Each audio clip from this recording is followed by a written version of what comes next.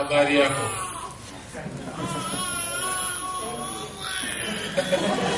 It's not that. Jamboi. Habariako means how are you doing? The answer is Masuri Sana. I told you several times. Habariako? Masuri Sana, not Masuri Sana. Asante Sana. Hakuna Matata. No problem, but it's all problem in Africa.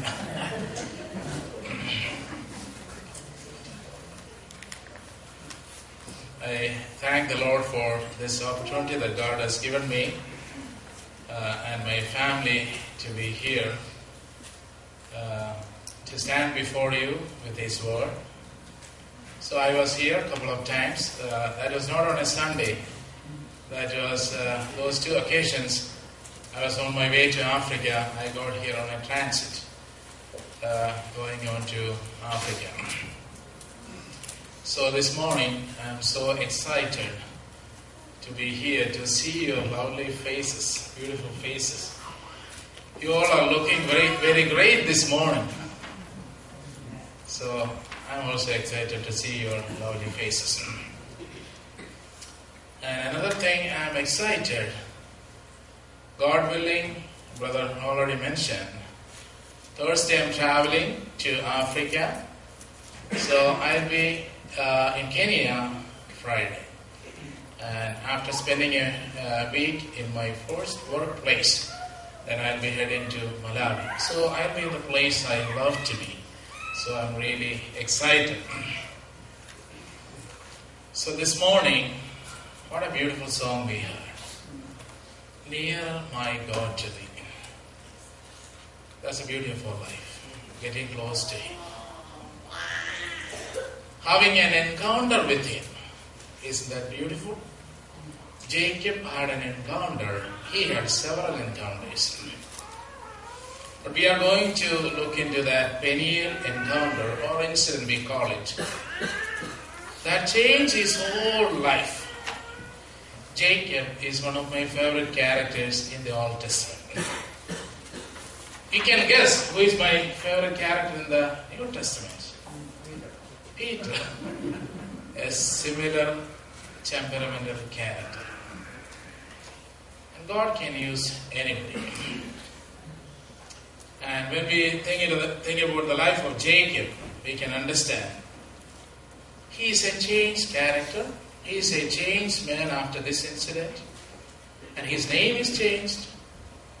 And a nation is born. It's all really wonderful. And so this morning we have so many things to learn from his life. So let me start with a question. How many of you like sports? You don't need to answer me. I know many of you like sports, if not all. At least Stanley Cup, no? Canada is the champions, I believe, for the ice hockey. I like sports. So let me ask you another question. How many of you like WWF or boxing? That is wrestling. I know that. But most of you don't. If not all. But whether you like it or not. No. I'm going to take you into a rematch. A wrestling that has happened 5,000 years before. I'm going to take you into a rematch all the way into the Middle East. Let's see that. That encounter with the angel of God. So to say, an angel. There is nobody who did that. Fighting with God and encounter. Many had encounters with God, but nobody dared to wrestle with God. Can you say anybody who wrestled with God? No. That was Jacob. That was Israel. You can see the traits in Israel's character these days. So we may not like WWE because it's stage managed and fake and things like it. But here, this is more of a spiritual fight. And Bible says that God says, I love Jacob and hated Esau. Isn't that a little harsh? It looks to me. But we are not to question God. When God says, I loved Jacob and hated, how can God say that? I hated Esau. But that's how God is. It's His sovereign will to love somebody, to choose somebody, to use somebody, to change somebody. That's what happened with Jacob. And when Jacob is changed, he is known by Israel, and the glory is to God. So, maybe we can read this passage. I don't know whether we have time. Jacob altogether is not a lovable character. But we see that God loved him. But we can all love him because of few reasons. I have my own reasons to say that we can love him. Because he had a passion for the Lord. He had zealousness for the Lord. If at all somebody loved me, not just because of anything that is impressive in me. I'm a short guy with a wide smile. There is nothing impressive. If at all somebody loves me, that's because of God, because of what I'm doing. And we have to love this fellow. He says that, I will not let you go unless you bless me. He is in a spiritual fight. He is not going to leave this place until God is giving him what He's promised unto him. So we would like him because of that zealousness and enthusiasm and that passion. How many of us fought with God or want to fight with God for the spiritual blessings? You don't dare to do that. There are people who did that. And they have the blessings too. And he said, unless you bless me, I'm not going to go out of the sea. It was a 6-hour fight. If Guinness Book of World Record was there, then that time it would have been definitely gone in that place. The longest fight ever. 6 hours. You know the wrestling and all these days. It lasts only a few days. Not few days, few seconds or few minutes. But this has lasted for 6 solid hours. Maybe started by 12 a.m. until the daybreak. Let me go. Because the day is breaking. What did he say? Unless you bless me, I'm not going to go.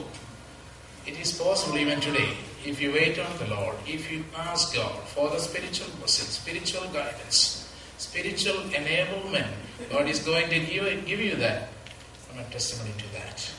And another reason we would like him, like Jacob, not like many of us. I should say that. We don't want to be changed positively. And he is changed positively. His graph went upward. Look at Jacob 20 years before and look at Jacob after 20 years. Is there a change? And again, look at Jacob after 20 years, towards the end of his life. He is a changed man. How can God use him? Not in his strength, but in God's strength. That is why God would like to be known in whose name? Jacob's name. Or Israel. God of Jacob. More than the time he is known by God of Abraham. And he would like to be known by the name God of Jacob and God of Israel. He is a character positively changed. And for all the blessings, and there's a key, he said, chapter 32, verse 20. And he says that, Lord, I am not worthy of any of the mercies. It says like this, I am not worthy of the least of the mercies and of the truth which you have shown your servant. For I crossed over this Jordan with my staff. Now I have become 2 companies. Look at that.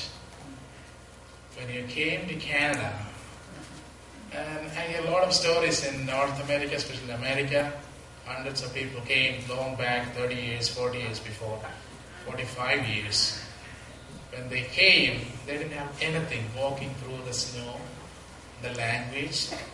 What we speak, they don't understand. What they speak, we don't understand. That's what somebody said. Is that true? Yes, it is. There are a lot of hardships, difficulties, disappointing times. And we all have a testimony to say that Lord has brought us to this place with nothing. Today, what's the situation? It is changed. I have become 2 companies. Jacob is saying, for all his blessings, this is the key. He is humbling himself before the Lord for all the great things God has accomplished through his life. Because looking back 20 years, what a change man he is. And I'm not worthy. Can we say that? The Lord has done tremendously.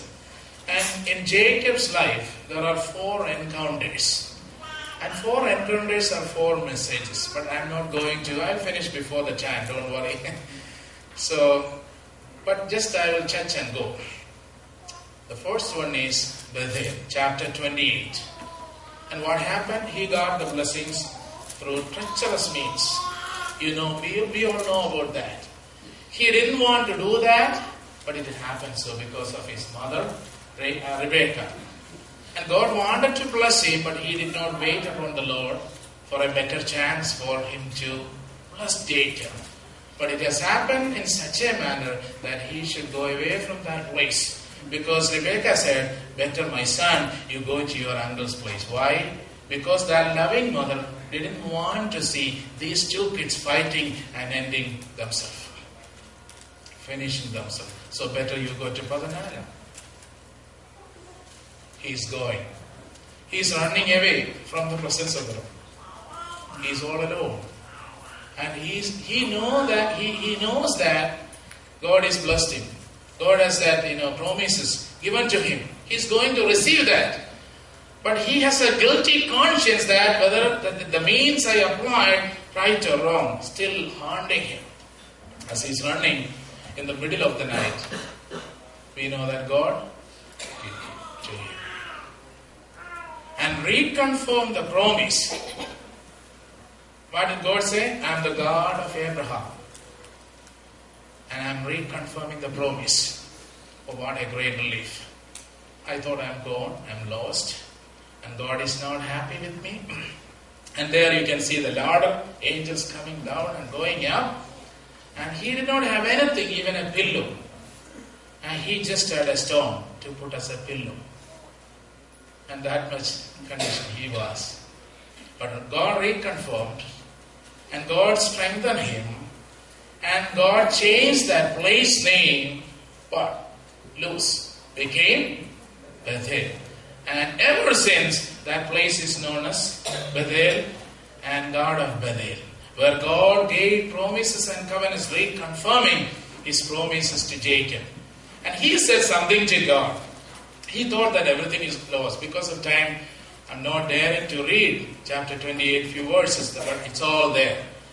And Lord is saying, I'm with you. He's running away. He thought that he did something very, something very tragic. But God says that, I'm with you, don't worry. In such a situation, when you think that everything is lost, everyone is against you, and there is nobody to stand with you, you imagine that background and situation in the middle of the night or whatever, in the desert, and you are hearing the lovely voice from heaven that I am going to be with you. Not finished. I will keep you. Now where you are going, it's not according to your choice, but you need to go. You are going to a difficult place. You are going to be a servant there. And your own uncle is going to hurt you and make your life very miserable. That's all going to happen in the next 20 years. But remember, I am going to be with you. And I will keep you. And I will bring you back. And his desire is to come back to his father's land. That is his desire, and like any Israelite's desire. And God said, I will bring you back. You're not going to die there. I will bring you back into this place to confirm the covenant. And lastly, in that chapter, it says, I will not leave you. And Jacob made a vow that if you keep me, if you give my basic things, and that's all another message as I said, and he only asked for the basic things. You give me food. And you give me basic protection. And I'm going to serve you. I'm going to give you the tithe. And that is known as Bethel. That is the first encounter. And the second encounter is verse 13. After 20 years, he is coming back. You know all the story. I don't need to explain to you. And the life wasn't that easy. It was very hard for him. 20 years is a long time, no? It's a long time. And he was really struggling. And his brother, his uncle wanted to disturb him. God intervened. And he said, God said to Jacob, and I'm the God of Bethany. What has taken place 20 years before, God has reminded him after 20 years. God will not forget what you said to him and what he said to you. I am the God of Bethany. See, he still makes covenant with people. That may be individual covenant. And we don't dare that. We don't take any risk for God. We don't go in faith. We don't want to do anything in faith. But you step out for that kind of thing, you will hear the stories. You cannot say that all the testimonies are wrong. No. Because it's not happening to me, it doesn't mean that it's not happening to others. And we have several testimonies to share. That's not against God's word, no. It's in tune with God's. God is a God of miracle. God is reminding, after 20 years, I am God of Bethel. That was very pleasant to hear for Jacob. The third encounter, that's what we are going to discuss. That's a Peniel encounter. We will come to that later. The last one is toward the end of his life. Do you think that God is going to forsake you when you become gray hair? Don't get offended because even youngsters are having the gray hair. I mean, people like C.S. Matthew and Bill. Do you think that God is going to forsake you when you get in the retirement? People have the retirement concerns. People have the old age concerns. People have, you know what I'm talking about. And he also had that concern. Chapter 46, verse 3 and 4. God again appeared to him and told Jacob, and you must go down to where? To Egypt. He had real concern. Because he wanted to be buried there with his fathers. Is that going to happen? And I am very elderly. Joseph is lost. Benjamin is lost. Now you are going to take Judah as well. What a terrible thing. And God said, I will go down with you. God is not finished with Jacob. We might think that God is finished with us. No. God is not finished with Vinoji. God is not finished with C.S. Matthew. And God is not finished with any one of us. In any age, God can still use us if you desire to be used by God. That was the fourth encounter. God appeared and strengthened him in his old age. Only a few more days or a few more months or a few more years for him to die. And God said, your own son, your favorite son, he will close your eyes. Oh, what a comfort to hear that. At a time he thought that everything is lost. But God is bringing him back to the scene. So because of time, let me come back to the Peniel incident. Maybe we can read this. I would appreciate if one of the youngsters could stand up and read this portion. Genesis chapter 32. I hope you are there. Verses 22 to 32. 10 verses. Can some of our youngsters stand up and read? If you don't read, I will read. Now he arose that same night and took his 2 wives and 2 maids and his 11 children and course of 4 of them. He took them and sent them across the street, and he sent across water of the heart. Then Jacob was left alone, and a man wrestled with him and the When he saw that he had not prevailed against him, he touched the socket of his thigh. So the socket of Jacob's thigh was dislocated while he was with him. Then he said, let me go, for the Lord is breaking. But he said, I will not let you go unless you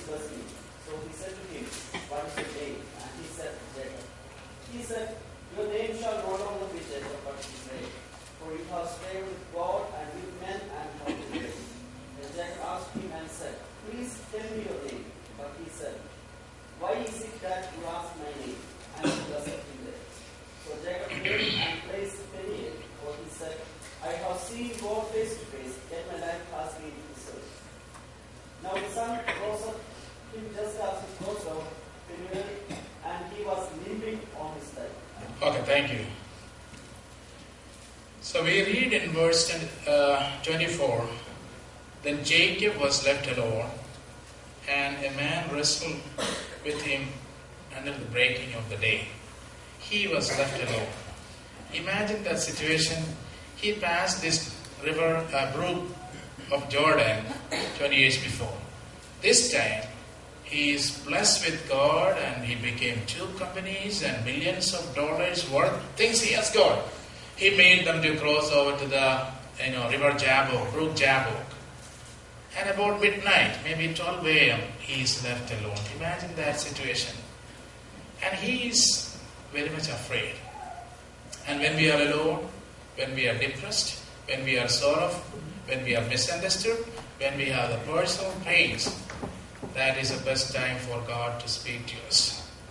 And even we can count our own lives. When we went into Africa, the first 2 years, we did not have anybody to come or call to encourage us.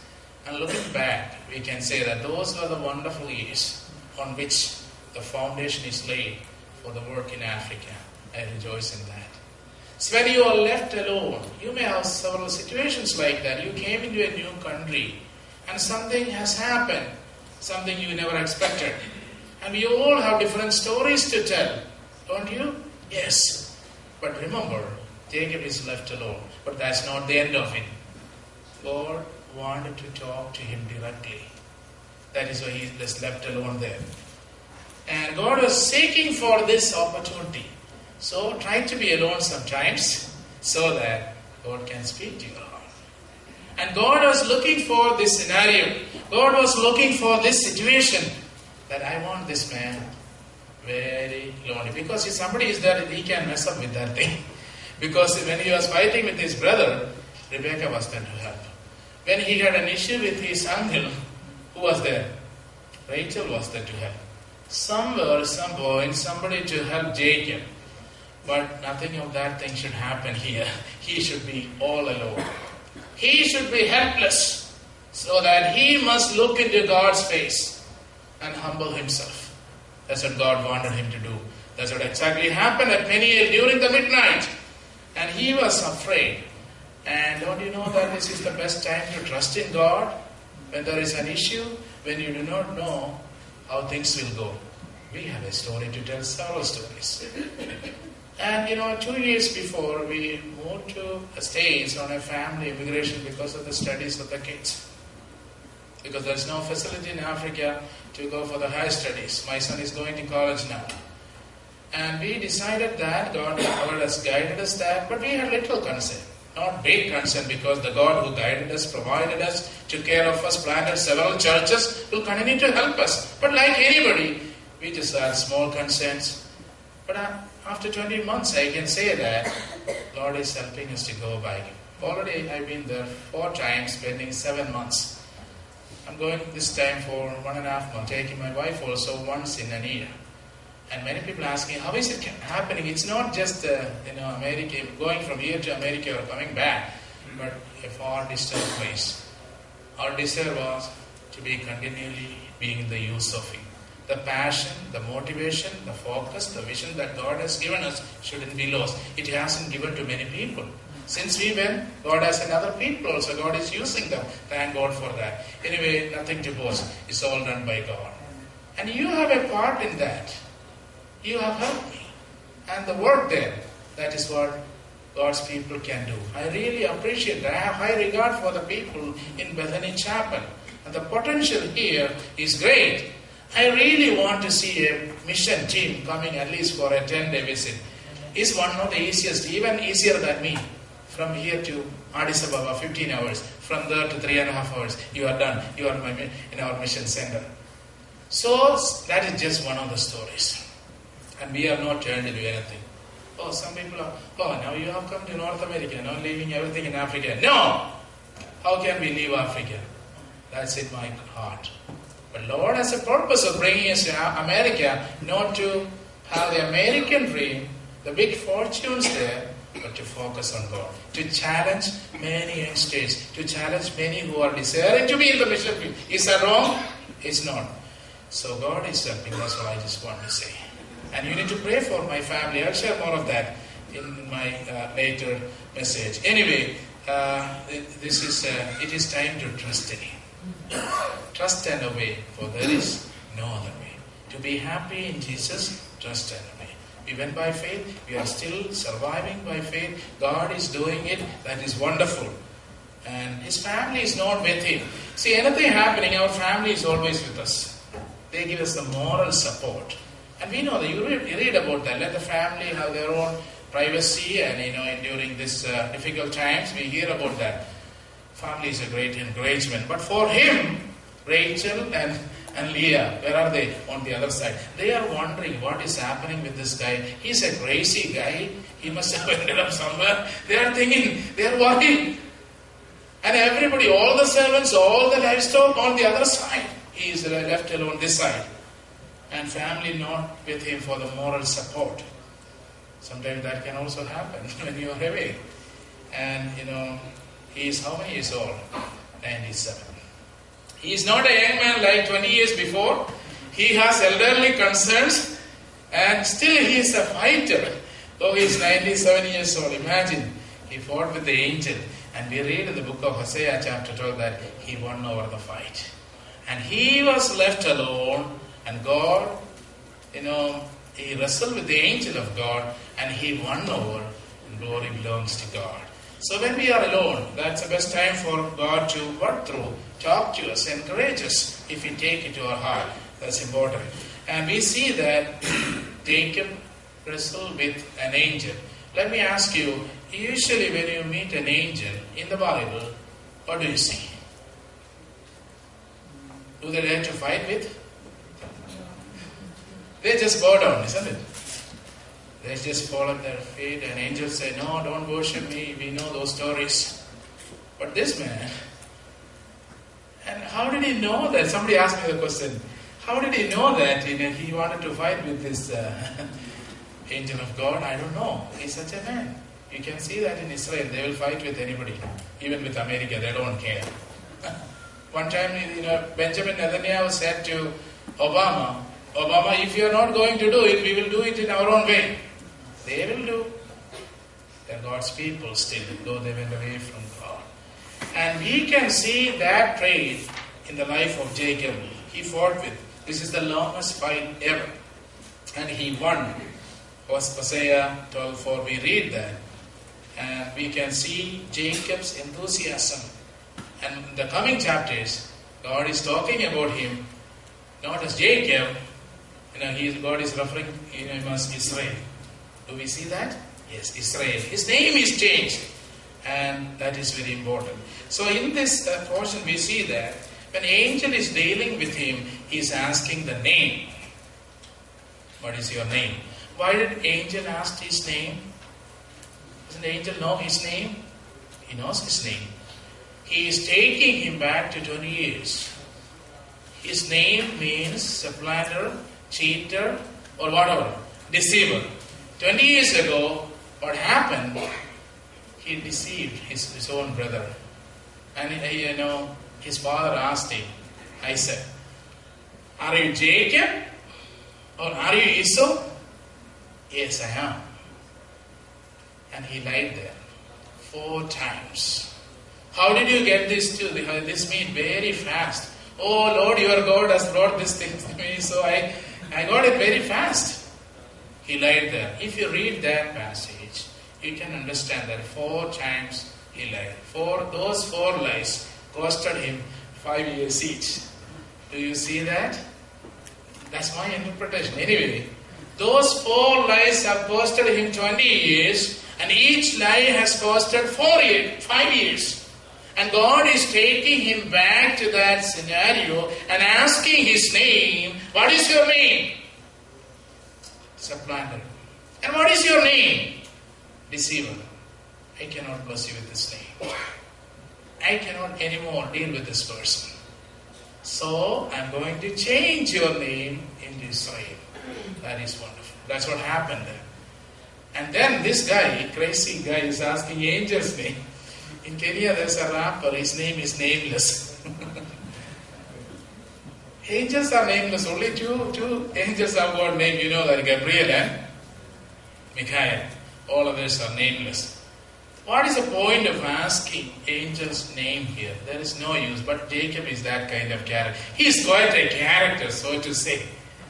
But he is a changed man now. God is going to change him. He knew that. And in the coming chapters, straight away you see the differences that happen in the life of Jacob. And we know that a new chapter is begun in his life. And it says that he wants to go. What happened? I will not let you go unless you bless me. So he said to him, what is your name? He said, Jacob. And he said, your name shall no longer be called Jacob, but Israel, for you have struggled with God and with man, and have prevailed. See, look at that. You have struggled with God and man, and you prevailed. You won over.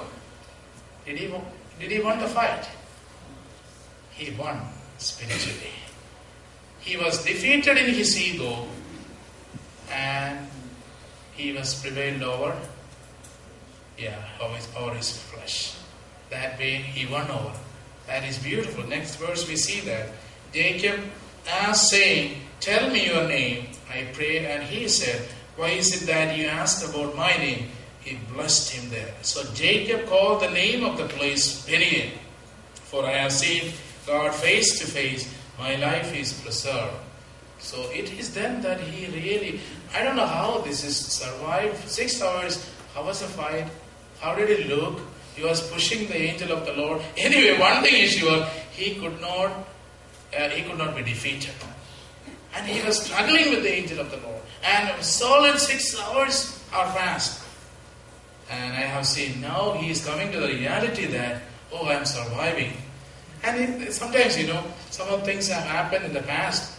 Or some tragic things, some falling, some accident. When I remember that, how I lived, how I worked, how I walked through the snow, how I drove, how I learned the driving, or so many things to share. And somebody came with a gun. I don't know here, but maybe in America, so many guns. And so many things. When you think about that, it's marvelous. God has preserved my life. That's what happened to Jacob. When he thought about that for a moment, I fought with God, I'm still surviving, thank God for that. It was a spiritual fight. It was not just physical. It was physical in one sense, but it was for a spiritual purpose. Because God wanted to bless him. And God wanted to change his character and use him as a vessel. The positive message that we can receive from here. If God can change a person like Jacob, he can change any one of us.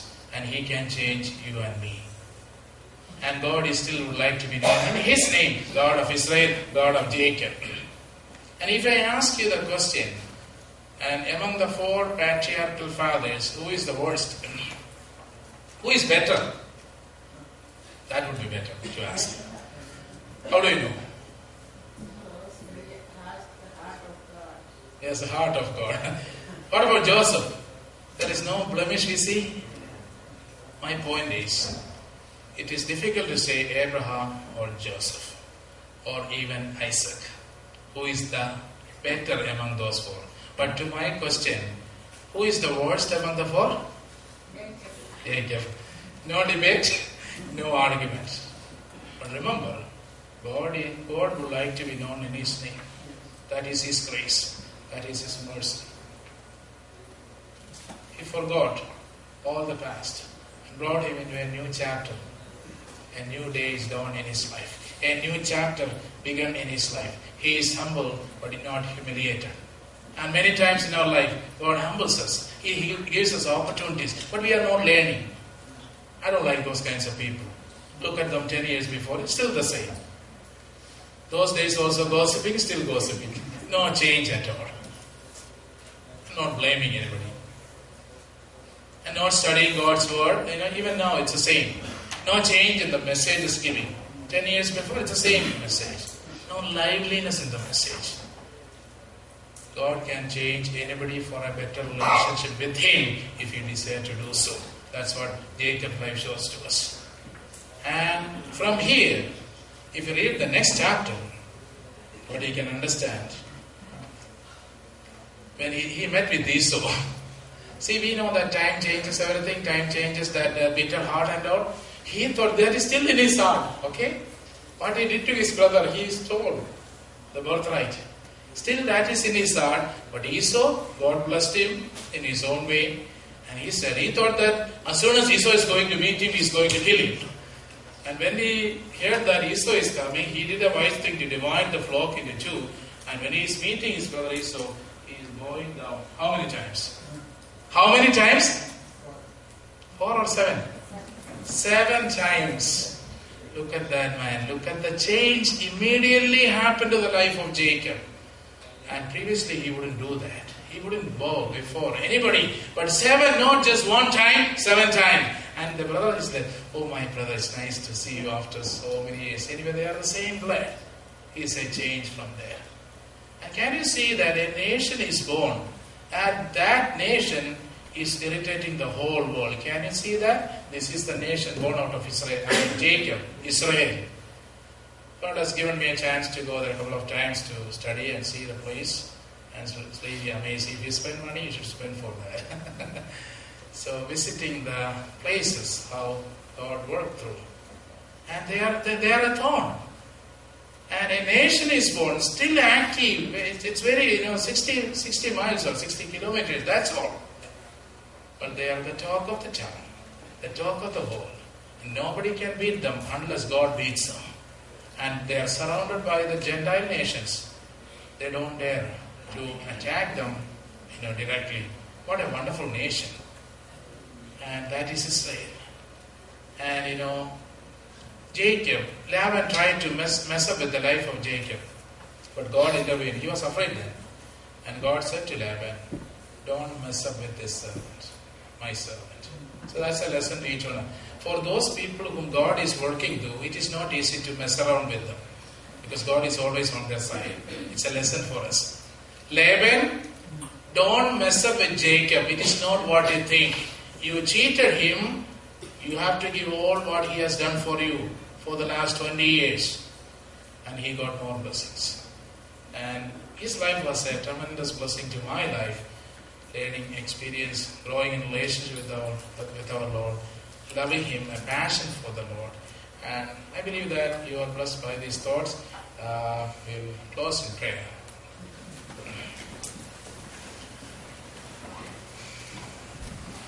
God of Jacob,